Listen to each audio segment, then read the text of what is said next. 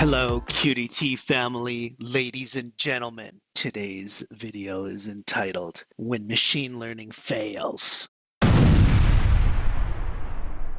When building machine learning models, the data that goes into the models is really the most critical thing. It is very important that the predictors, the data that goes in, is relevant to the target. In this case, I'm looking at Tesla. And what we do here is we build a bunch of models for the target. So here on Tesla, we're looking at probably about 13 or 14 different models that I've built. Each model has different data sources in it: global, macro, sentiment, news, technical analysis, name it, it is there. I have to admit, it's been tough for machine learning to predict Tesla. There's so much, I think, retail activity and weird things going on at Tesla. It's hugely overvalued, yet the stock is bouncing between 1100 and 800, and through this area that you see on my screen, it's been very, very tough. Of these 13 models that I've built, none of the models have a positive Sharpe ratio. None of the models have a positive information ratio. And these two metrics are on this graph. You don't see any dots. And this is the positive side of information ratio and Sharpe ratio. None of the models meet the criteria. None of the models are able to predict Tesla reliably. On top of that, if you look at the equity curve graph down here, this is the backtesting, the out of sample backtesting. So we train the machine learning model on 5 years of data, and then we put it on the last year and a half of out of sample data that it's never seen before and test it. These are the equity curves that you can see here. The pink line is Tesla itself, if you would have just bought and hold it. The white line is machine learning. And you can see there's very little difference. There's very little advantage to machine learning. This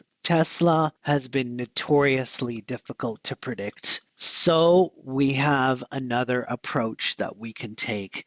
The second approach that we can use to predict something that's very difficult is to use all of the models and all of the targets that we have on our cluster. Tesla, Apple, S&P 500, Bitcoin, NASDAQ, Russell, stocks, equities, futures, crude, all of the models that we have on our cluster are used to predict Tesla. If we do this, now we can start to see some amazing results. And this is really, I think, the direction that we're heading in is instead of just looking to predict Tesla, we are going to use all the models that we have available for us, combine them in a smart way inside of a strategy to produce a Tesla model. And this green line is the equity curve. If you would have had $100 January 1st, 2020, you would have ended up with incredible amounts, $49,000. So if you would have invested $100 in Tesla during that same time period, you would have had $1,201. So the results are pretty spectacular. And we're still validating this. But this is just something to show you guys what we have going on and the things that we are thinking and the things that we are doing here at QDT. When it's difficult to predict a target, there are other ways that we can deal with this unpredictable or volatile thing. I'm going to do a video maybe in another week or so with some more information on what this is, how does it work, and tune in, subscribe to the channel, and you'll be able to see what we're doing here at QDT with machine learning. Thank you very much, ladies and gentlemen, and we will talk to you soon. Take care. Bye.